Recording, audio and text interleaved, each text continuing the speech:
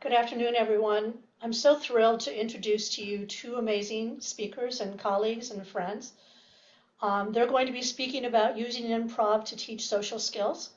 And so one of the speakers is Dr. Kathy Klingerman, who works in Lafayette with GLASS, Greater Lafayette, isn't that? Mhm. And then the other one is Jim Ansaldo, who's my colleague here at the Institute, who works for the Center for Education and Lifelong Learning and is the creator of Camp Yes and. All right, well, we're here to present to you information about how to use improv to teach social skills, how yes and can help your kids learn to connect. Yeah, and if you're not familiar with that phrase, you will be by the end of this. So a quick definition of improv is just that it's theater that's made up on the spot. So just like any play or musical you might go to see, there's plot, setting, and characters, but the actors are making it up during the moment of the performance, usually using at least one suggestion from the audience, and depending on the format, there might be multiple. And lots of people are familiar with improv from Whose Line Is It Anyway? Kathy, let me know at what point we want to play that video clip. Okay, I do. I have a clip queued for us. Yeah, so let's take a look at that. We have a little clip from Whose Line, so just in case you haven't seen it or want to refresh your memory.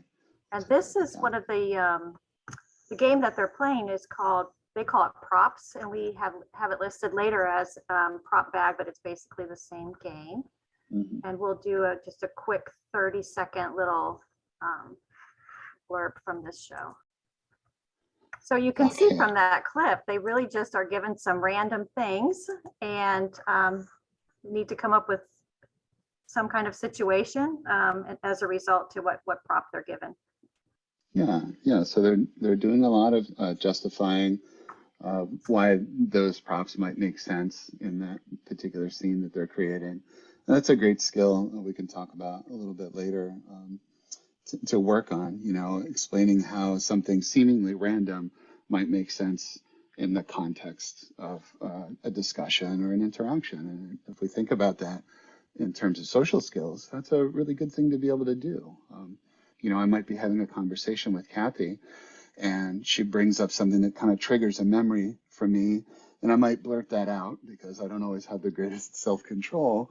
But through doing improv, I can kind of help her understand, oh, that made me think of this, which made me think of this, and kind of bring that back into the conversation, which is a great skill for a lot of us to develop. The thing I'll say too, this is great. We'll go on to this slide. So a lot of people are familiar with improv from Whose Line Is It Anyway? Or maybe you've gone to Chicago and seen a show at the Second City or something like that. And so we're used to it as a form of comedy. And there's a lot of great laughter that comes out of it.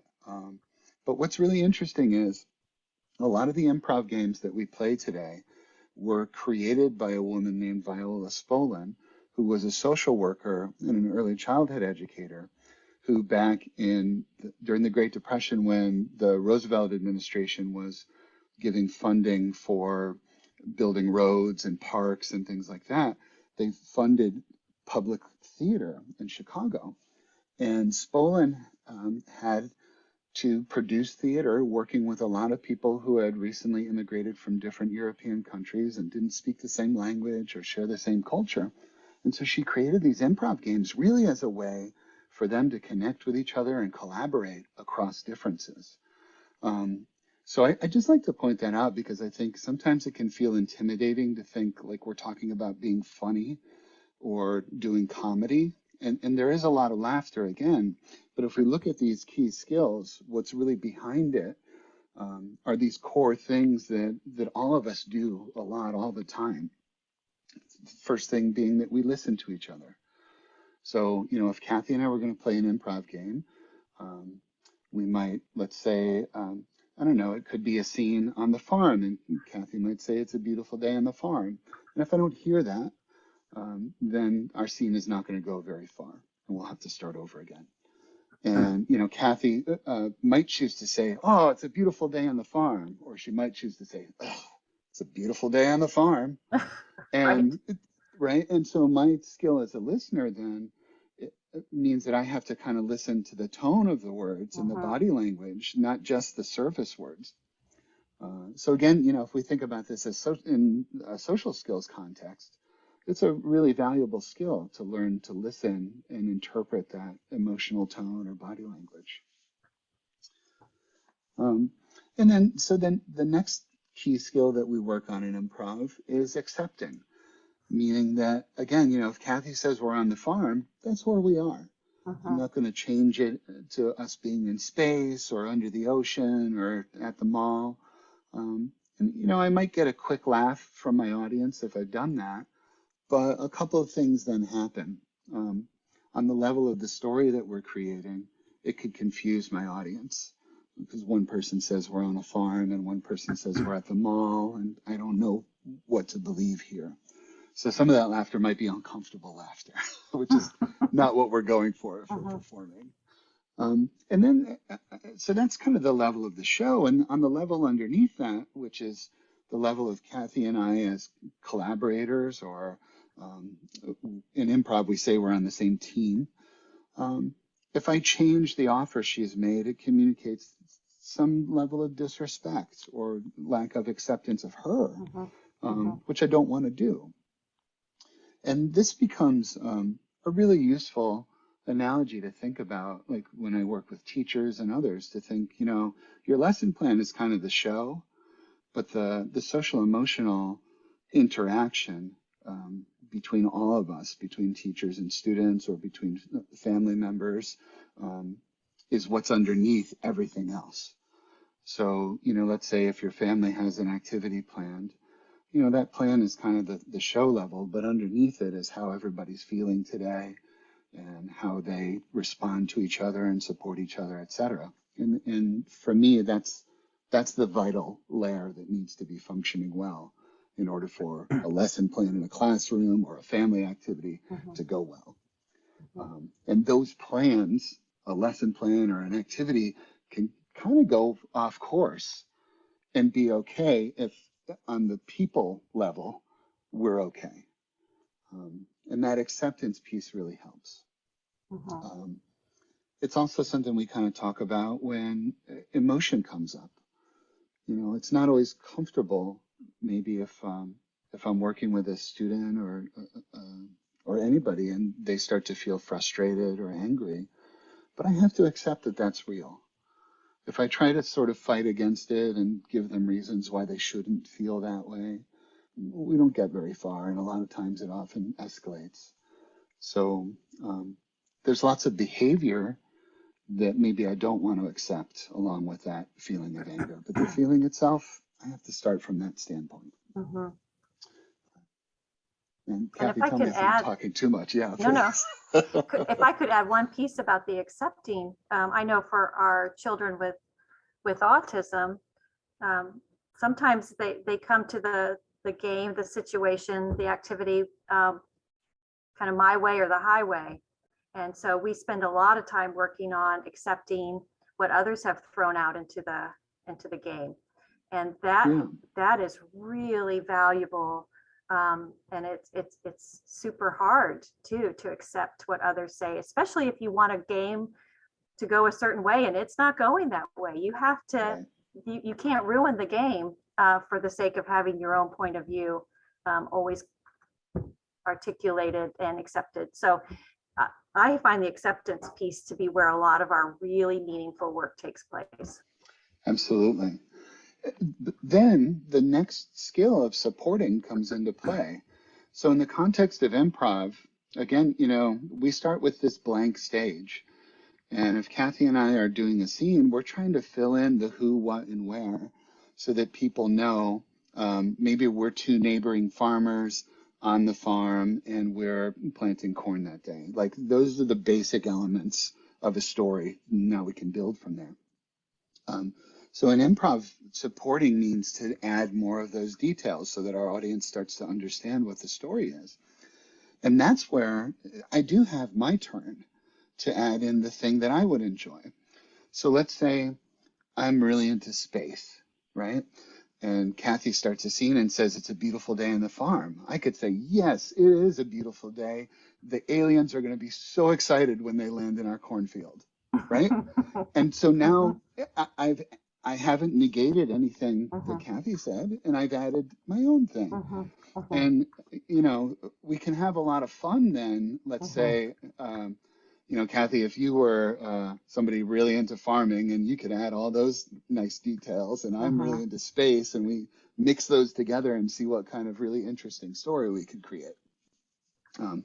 So this dynamic of accepting and supporting really is what we mean by yes and, to go back to the title of the presentation. The yes is the accepting part, and the and is the supporting part. And we'll get into that a little bit more. Last two skills that we work on a lot in improv are taking risks. So, you know, obviously, if you're kind of making a story up on the spot, there's a little bit of risk associated with that. But paired with that is the idea of letting go of mistakes. And in fact, I would argue the more we get into and enjoy improv, the more we actually kind of like the mistakes, because there's those random, unexpected things that if we go back to that skill of justification, let's say, you know, if Kathy and I started a scene at the same time and she said it's a beautiful day on the farm and I said the aliens are landing, like now we have to justify and think about, well, how could both of those be true together? So what might be seen as a mistake kind of becomes fun. Have you seen that kind of thing with the folks you've worked with, Kathy? Yes, for sure. And I have found that the adults or you as parents, that the taking risks might be the hardest part for you. I do lots of improv with children and young adults, and we have all kinds of adults and mentors with us. And it's the adults or the parents who often are like, oh, I'm so nervous about taking a risk. But that's the beauty of putting it all together. And along with what Jim said about letting go of mistakes, there's a strategy that I believe Jim taught me, but I've also used it here in Lafayette. When I do make a big mistake, I take a failure bow. And that's been a really nice thing that I've added into our improv groups. If you feel like, oh my goodness, I need to start over, I'm not sure where I'm going, you just bow to the group, and it gives you something to do so that you can turn a corner if you need it. And that has been a huge successful strategy in teaching people to let go of mistakes as they take those big risks. Yeah. So a failure bow, you know, if it feels good to you to kind of just admit to a mistake and wipe the slate clean, you can say, I failed, and take your bow, and the group will applaud you. And we do this at Camp Yes and lots of the workshops we do. And it, again, you know, I think the key to it is that you are always the person who decides whether you take the bow or not. So if that feels good to you, but learning to celebrate that risk taking, because that's, you know, a mistake is really a sign that somebody is taking a risk to learn something new, to try to do something they've never done before. And we want to celebrate that. Yes. And I think, you know, oftentimes our kiddos, our children with autism, they take less risks as they get older because they've often been told, no, that's not right. Don't do it that way. No, we need to do it this way. Don't you know this is how we're doing it? So risk taking is sometimes, by the time I work with teenagers, they're not so good at doing. But that acceptance and supporting piece definitely sets the stage for them to start to do that and be comfortable doing that. Yeah, I agree. And I find the same happens with a lot of the teachers that I work with. You know, they're under a lot of pressure, and I'm sure family members out there, caregivers, can identify. There's a lot of pressure to do it right because you really care about those kids. But at the same time, you have to be a decision maker. There is no script for how to do this, and that involves taking a risk.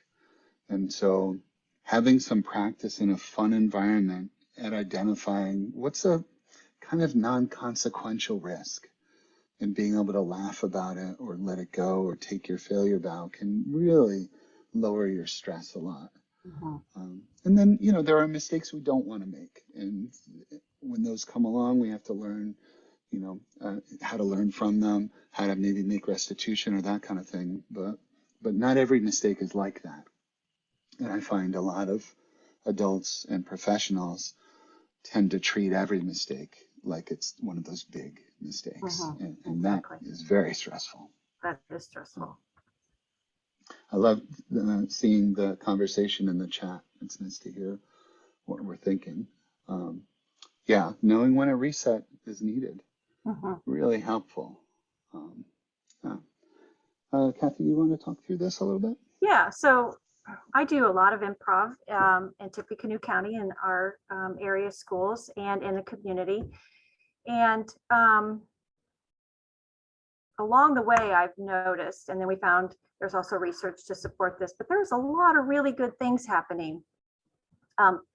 Not on this slide, but I do social skills classes, and we usually have a designated day of the week that we do improv, and then we do some other kinds of social skill training and instruction. But the day that we do improv, that designated day, the kids always come in. Oh, I can't wait to do improv today. What's on the schedule? And what we have found that works really well is we do a new game, and then we vote on a favorite, and then we end with something that kind of an old standby is what we call it. But through through doing improv on a regular basis, and research has supported that it really does help with communication. And you can understand based on what you know about improv that of course you have to really hone in on your verbal and nonverbal skills. You got to pay attention. You got to be what we call in other situations a social detective. You have to know what's going on in order to play. I have found wonderful connections in my improv groups because we are accepting and supporting one another. We are connecting with one another. You have to be flexible and spontaneous because that's all what improv is. Theater on the spot. So we don't always know exactly what's going to happen, and working on that flexibility. We see that in improv, and then we start to see some flexibility in some other areas across the day. Emotional regulation. We have lots of opportunities to be stressed and to cope and calm. But improv is a fun way to kind of get really excited and know what to do after, or get really anxious about something and know what to do with those feelings. So being able to regulate yourself in response to the activity. Yeah, and that's really an area where I've found that playing a character can be very helpful. So, for example, we play a game sometimes. It's called "I'll Get the Milk," and it's just people say the phrase "I'll get the milk," but we'll ask them to say it with a different emotion. So, say that "I'll get the milk" with an angry tone. I'll get the milk. And then we can talk about, well, how do you know that's anger, right? What's the vocal quality and the body language and all that, which helps. Because if we can understand emotion, we can better regulate it. And then we can talk about, well, why would a character be angry about getting the milk? And that layer of playing a character kind of allows us to detach from it a little bit and talk about emotion in a way that's not always easy when we're in the middle of feeling an actual emotion. Yeah, that's a great point. And I say a lot of the times when we first start improv, those skills aren't always there. So if you pick up one of these games tonight and try to play it at mealtime and it doesn't go so well, just know that that's okay. And you as a family or you as a parent-child interaction, that will get better. Communication has improved, connections, flexibility, emotional regulation. All of those things have the ability to improve, and those skills get better. And I definitely say that's been true. We've been doing improv here for several years now. And I think about where we started and how we couldn't even get through a game very successfully without lots of failure bows and maybe a couple people saying I need to take a break. I'm too heightened to do this. But those skills get better over time. And along with that, then anxiety about social situations has the opportunity to decrease. As kids connect, they want to connect more. and they're less anxious about those connections. Yeah, I'm so glad you brought that up, Kathy, because, you know, when we go back to taking risks and letting go of mistakes, give yourself that grace if you try one of these games. Really, like, nothing terrible is going to happen. Right. You might just see, like, think about all the wonderful things that that group was communicating to you, Kathy, during those early days. Like, you're creating a culture where people can say, I need to take a break. Or, you know, oops, I messed that up. Let's try it again. I mean, that's the kind of learning culture we want to have in any learning environment, a family, a classroom. So, yeah, I say that a lot. Like, sometimes we get so caught up in the rules of a game that we kind of forget the purpose of the game. And the purpose is that communication and interaction. So you're really doing it, even if it looks kind of messy and maybe feels a little bit weird at first. Yes, yes, to all of that.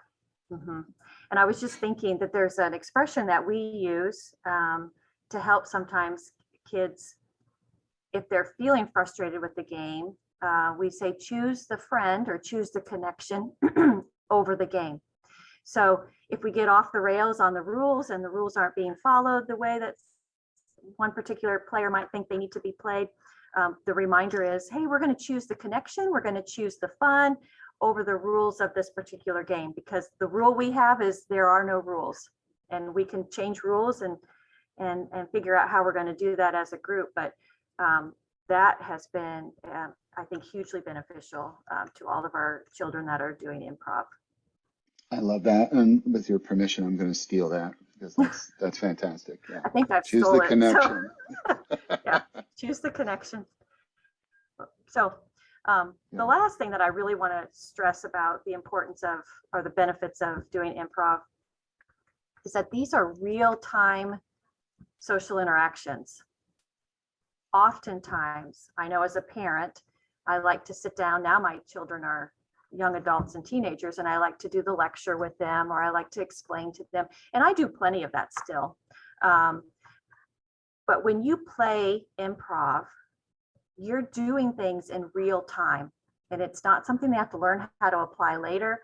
It's not something that they're going to write about. They're going to do it together in real time. And that is so powerful. We talk about generalization in school. I learned it here. Can they do it at home with you? Well, if you're doing it and it's real, they're going to do it wherever they're doing it. So I think that that is one of the best things. And in fact, the students with whom I do improv often don't think about the other stuff, the other social skills training as actual social class. They're like, no, improv is where we really do social skills. And I'm like, yes, you're exactly right.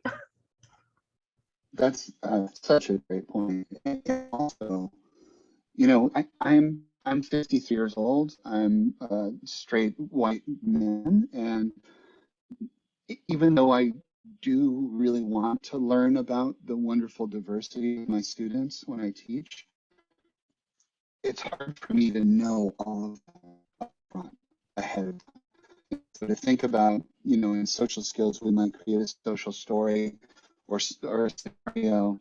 We really want to be authentic and relevant for the kids we're working with, but improv allows them to fill in those blanks and to teach me about what real life is like as the person that they are.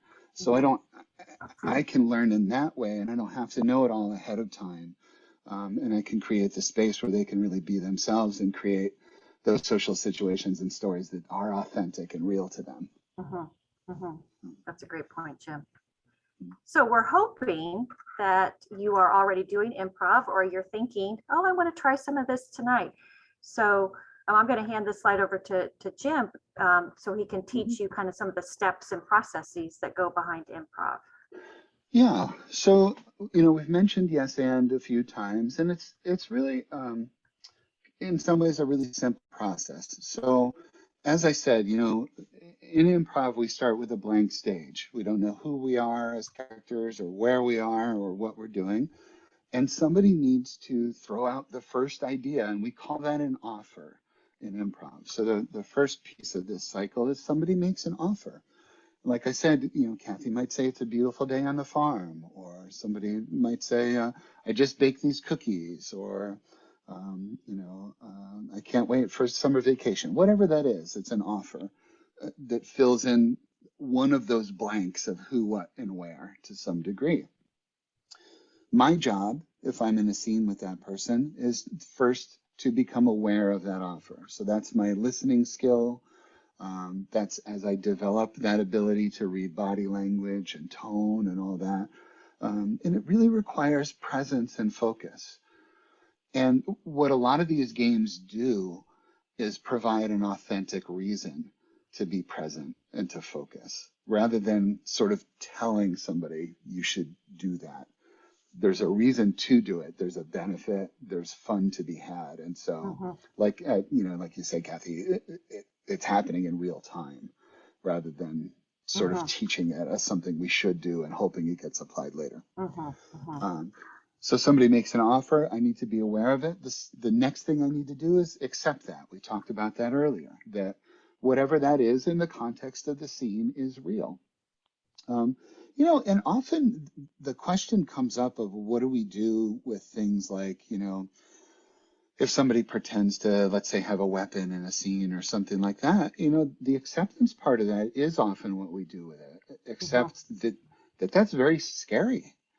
And, and that's real. And when we start to treat things as real instead of sort of this play violence that we see a lot in media, the impact of that is felt, and we can have discussion around it. So somebody makes an offer, I'm aware of it, I accept it, then I get to add my thing, as we said, with accepting and supporting. So I add to it. If Kathy said it's a beautiful day on the farm, and I said, yes, the aliens are going to love it when they land here. That's what I've added. And that becomes a new offer then that my scene partner must be aware of, accept, and add to, and round we go. So the analogy in improv, there's a little saying that says, don't bring a cathedral to the stage, bring a brick. So it can feel very intimidating to think of making a story up from scratch.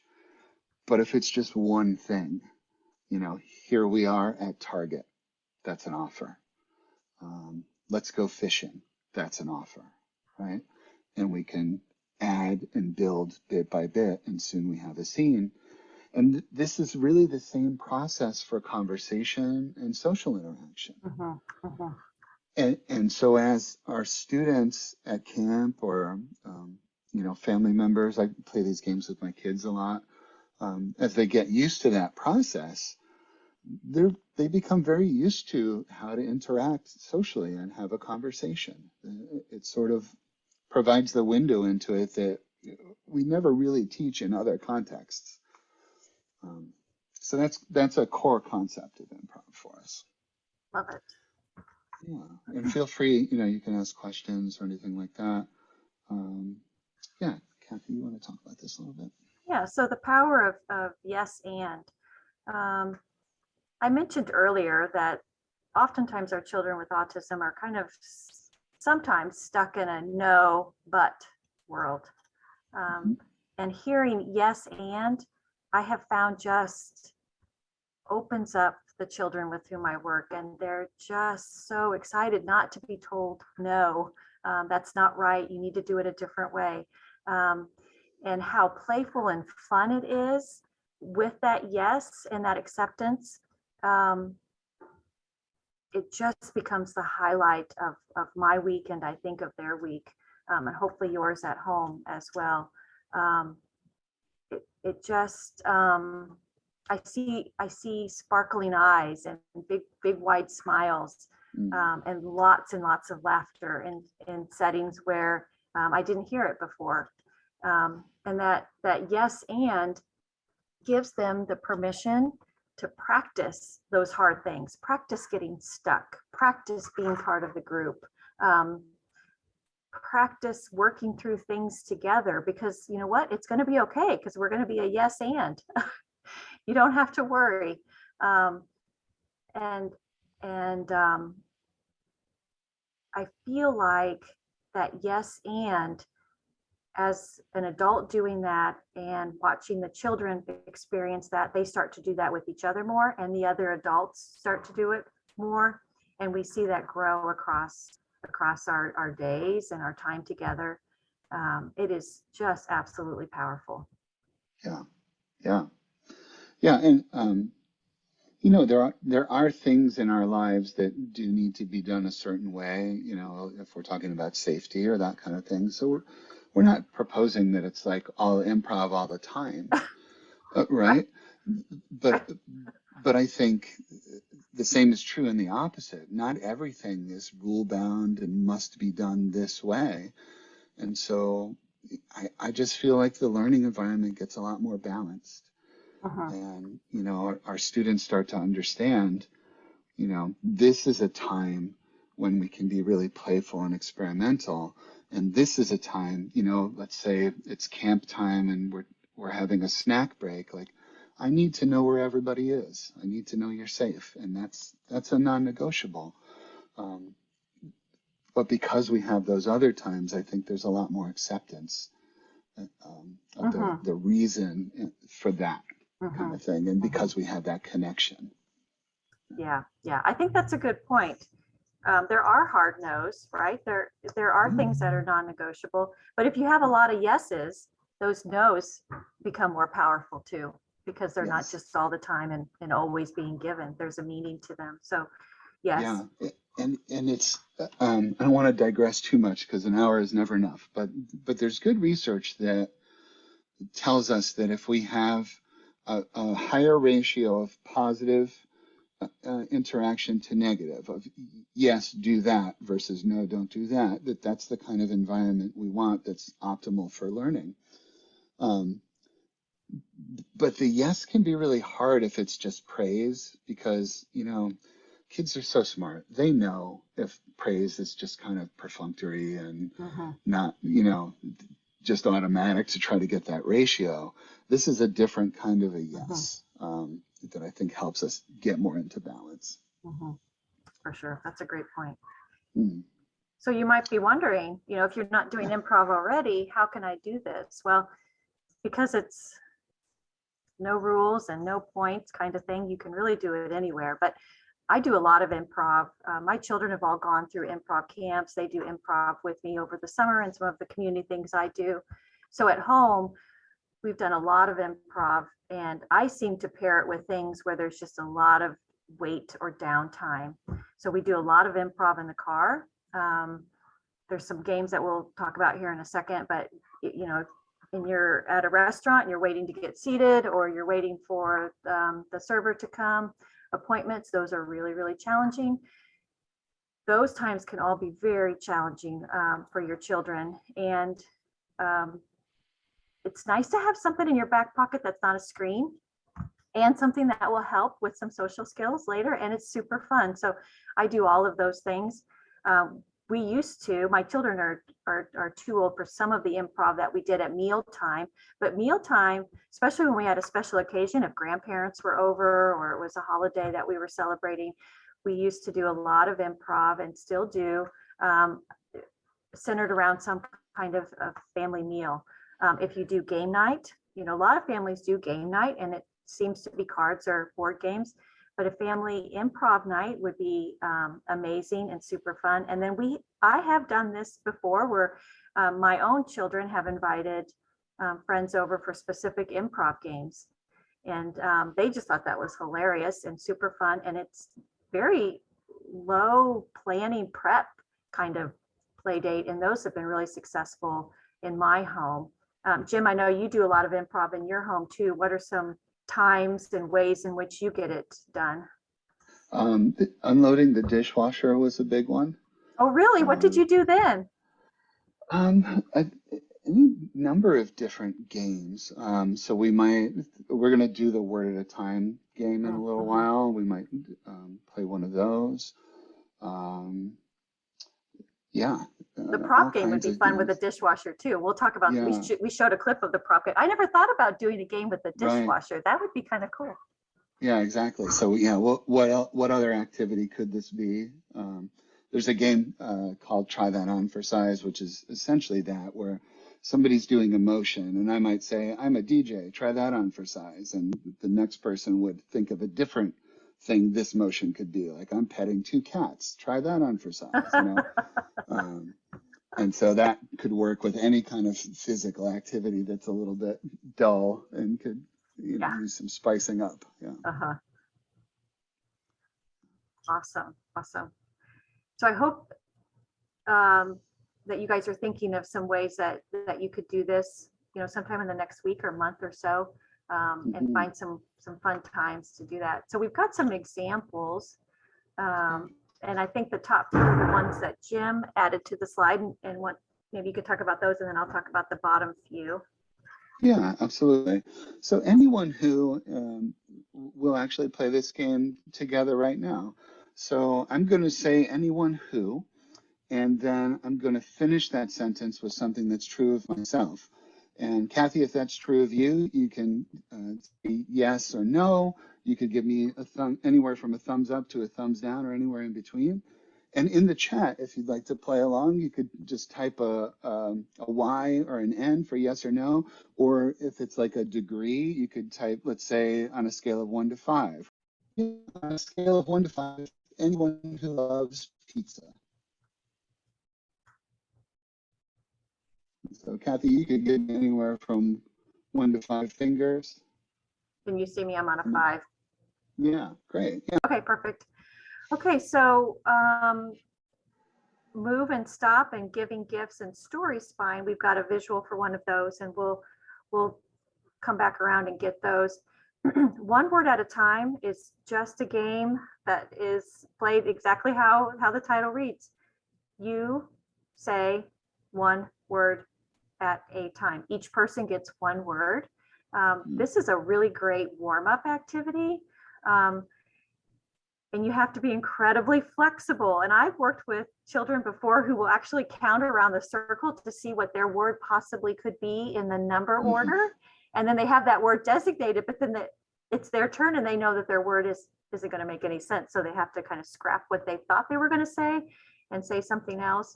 Those are really fun stories. Those work out really well in the car too. The telephone game, this is an oldie but a goodie. I mean, I used to play this when I was a kid. And it's my children's absolute favorite at dinner time. So we would, you know, I think you all know what it is, but one person has a funny phrase and they whisper it to the ear of the person and it goes around and we see how much it's changed by the time it makes it back to the person who started the phrase. But that's a really fun, quick, silly improv game that's easy to do anywhere. Yeah, do we want to maybe play a little one word at a time? Yes. Yeah, great. So one version of this is where the players are playing like an expert on anything and can answer any question. Now, of course, the answer may not be technically correct, but that's, you know, part of the fun of the game. So if you have a question for Kathy and I to answer as this fake expert, feel free to type it in the chat. And just as an example, it could be like the classic, why is the sky blue? So we'll start with you, Kathy, and we'll go back and forth one word at a time. Okay. Why is the sky blue? It Is purple. Because Once you open the portal it changes color. Yeah, so there you go. Why is the sky blue? It's purple because once you open the portal, it changes color. And you sure we're not technically correct on that, Chip? I think that was the real scientific answer. It might be. Might be. And we often will play that game with a host who's like the Jimmy Fallon or, you know, a talk show host, and then two or more people playing one person speaking one word at a time. And the host job is pretty fun because then they kind of have that justify skill of, well, how could that make sense? Or that kind of thing. And it's interesting to see which of our students or which of our kids like to play that kind of role versus the one word role. And it's a game that's really good for learning to share control, because you're trying to predict where the sentence might go, but you Mm-hmm. have to be flexible enough that it could go in a different direction. Mm-hmm. Mm-hmm. And I don't know if you all do this, Kathy, but sometimes, there might be a pause where we kind of talk about, oh, I thought it was going to go this way, Mm-hmm. but it went that way, or that kind of thing. And then we get back to it, or we discuss it afterward, or that kind of thing. Mm-hmm. Yes. There's a version of that I play a lot, and we just call it the Three-Headed Doctor. And so we have a patient and Yes. we have a nurse, and the nurse brings in the patient, and the patient asks the question, and then the nurse acts as that MC role. And it is a game that the children I work with beg for. They just adore the game. Super fun. That's wonderful. And I would be so interested to see if that helps reduce anxiety when going to the actual doctor. Oh, sounds like a study. Yeah, exactly. Exactly. Yeah, Denise wanted an example of are you saying, Denise, of the doctor office version of that? Yes. Okay. Yeah. Okay. So, yeah, go ahead, Kathy, set it up. No. The Three-Headed Doctor, the version of that, is that what? Yeah. Okay. So you have 3 children. Well, Jim and I'll just do it with 2. So, I mean, obviously we can be flexible. There are no rules. So it's a Right. two-headed doctor, and someone will pose a question, and the nurse, for us, we have the child go to a little area away from the two-headed doctor. The two people are sitting together, and the nurse escorts in Miss So-and-so or Mr. So-and-so and says, oh, our patient, Mr. So-and-so, has a question for you, doctor. Are you ready, Dr. Two Heads? And then the Yes. patient will ask the question. And it's usually, this age group, they're 5th through 8th grade. So they'll usually ask similar kinds of questions at first until they get really flexible. But oftentimes their questions are things like, my feet won't work today. What should I do? Okay. And so then we would respond, Mm-hmm. You Should look up your symptoms in a book, then walk on your feet. Yeah. So that wasn't a very silly response, but sometimes the responses are so funny. And what the kids learned right away is that sometimes the really long ones, like Jim and I had a long response, but sometimes the 1 to 4 word responses get the biggest laughs, or are the silliest, or feel the most flexible, because everyone's expecting something long, like what Jim and I just did, that actually had some kind of common sense to it. But the ones were like, if we were just to say, look up, that would be hilarious, right? So that's that game. Yeah, and I think, when we set it up ahead of time, that the answers might be silly, they might be incorrect, and that within the parameters of the game, that's okay. I find even for those kids that are kind of my actually kids that, know a lot about the topic, Mm-hmm. they're okay with it. And they often get to give us some of the information that they know. So if there was a question, again, about space, and we came up with some silly answer, then as I get to know my students, I could go to the kid that knows a ton about space and say, obviously meteors are not made out of cheese. What are they made out of? Oh, that's awesome. I love that idea. So then you can have that expert on the spot, but you're also working on other things. That's cool. Yeah. And again, working with teachers, it's a great opportunity. The questions matter. So even if the answers are silly, we still get to hear what are the questions that our students are having about a particular topic or that kind of thing. Mm-hmm. So these are great assessment tools for educators. Mm-hmm. You're learning a ton about how your kids think, which, if I have educators out there in the audience, that's one of the hardest things to figure out, that like traditional paper and pencil assessments don't always give us. Like, what's going on in that head? How does that head process things? Yeah, exactly. Um, do you want to talk about move, stop, or giving gifts? Sure. Yeah. So move stop, in the interest of time, we don't have to play it, but it's a game that starts with two simple commands. When I say move, you move any way you want to, right? You could walk around the room if you're in a room, you can sit in a chair and move, you can raise your eyebrows, whatever you want to. And when I say stop, you stop. And we'll do that for a few rounds until I see, like, it's a great time to observe body language. And if I see people are comfortable, then the next step is I'm going to reverse it. So when I say move, you stay still. And when I say stop, you move. Oh, fun. And I'll often introduce this as a game that's purposefully designed to get us to make mistakes. So if you mess it up, you're doing it right. Which is kind of a fun contradiction for kids to play with, and also builds that skill of taking risks and letting go of mistakes. I love it. I'm going to play that tomorrow.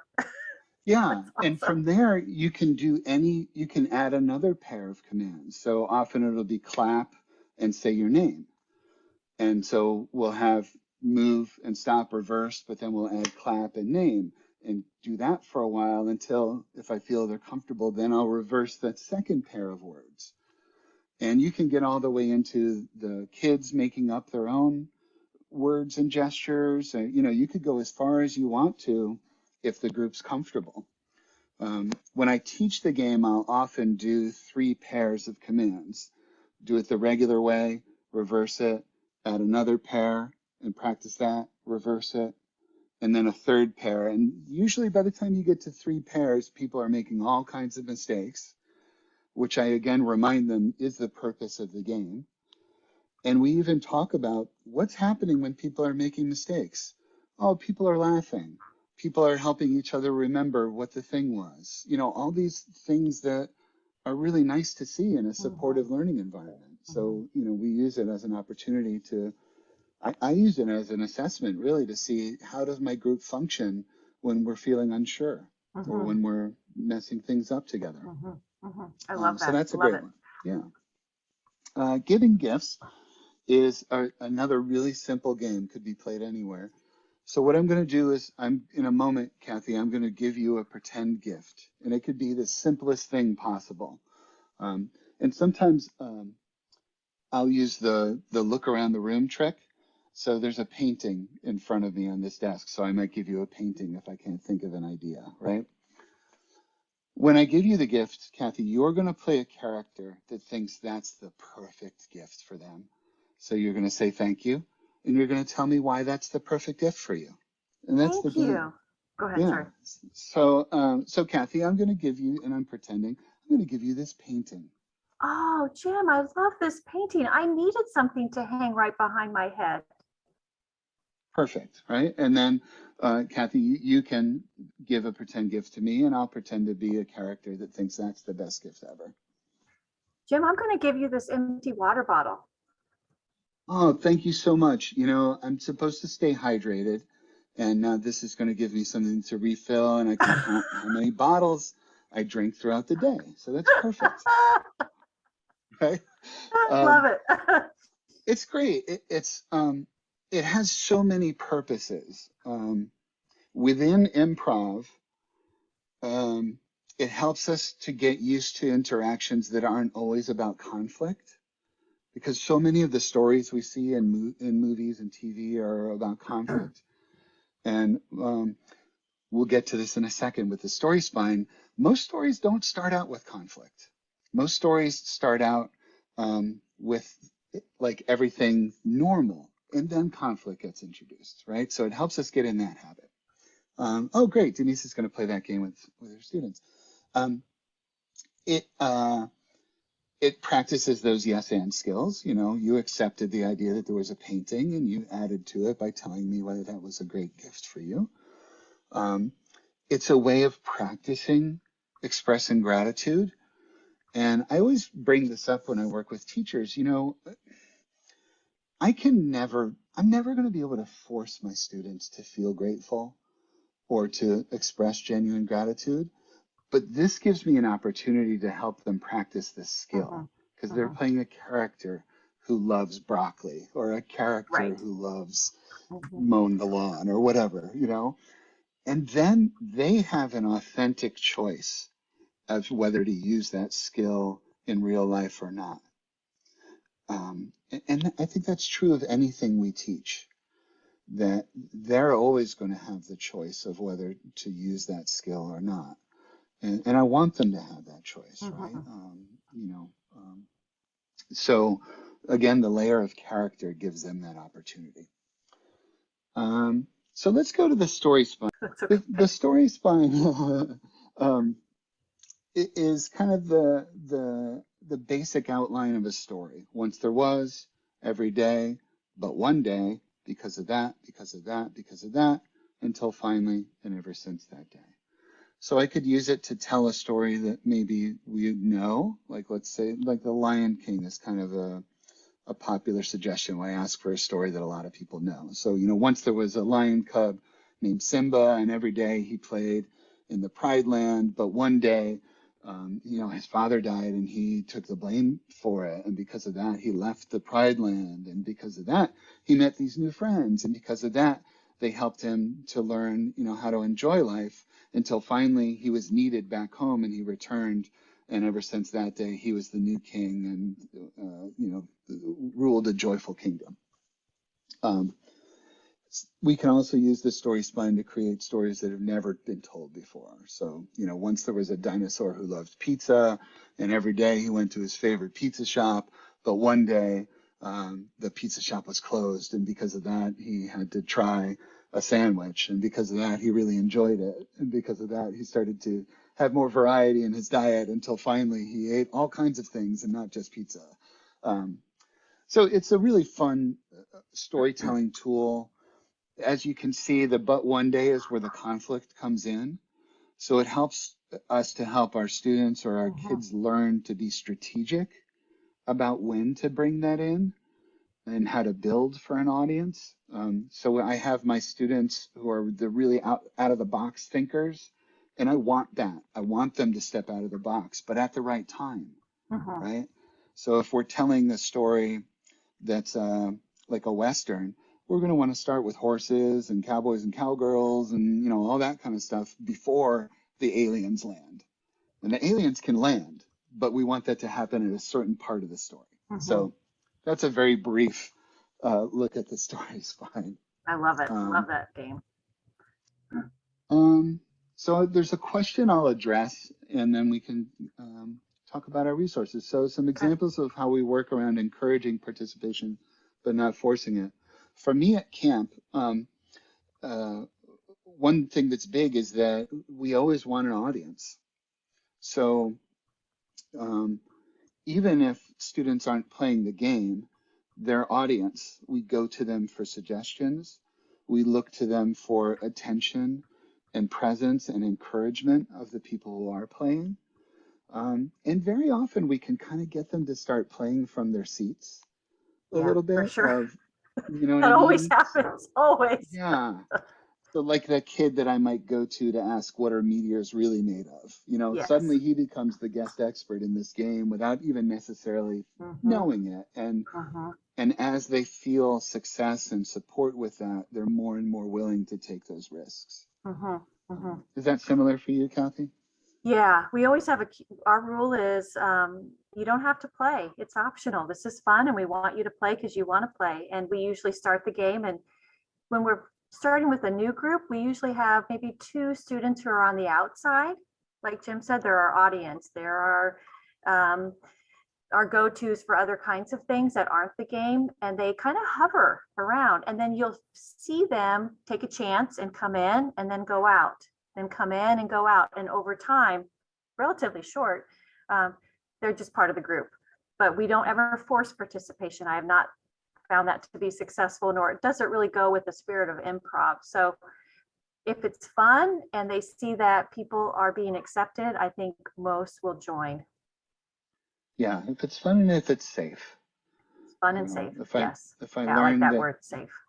my voice will be respected, Hmm. then I'll use my voice more. Yeah, for sure. I agree. Jim and I both have improv groups that we are doing. I've got one that I participate in our Greater Lafayette Civic Theater. It's called Out of the Box. And Jim, I know, do you want to speak about Camp Yes And? Yeah, Camp Yes And is a free summer camp we do every year where we use improv in all the ways that we've talked about. And it combines professional learning for educators with a summer camp experience for high schoolers on the spectrum. Mm-hmm.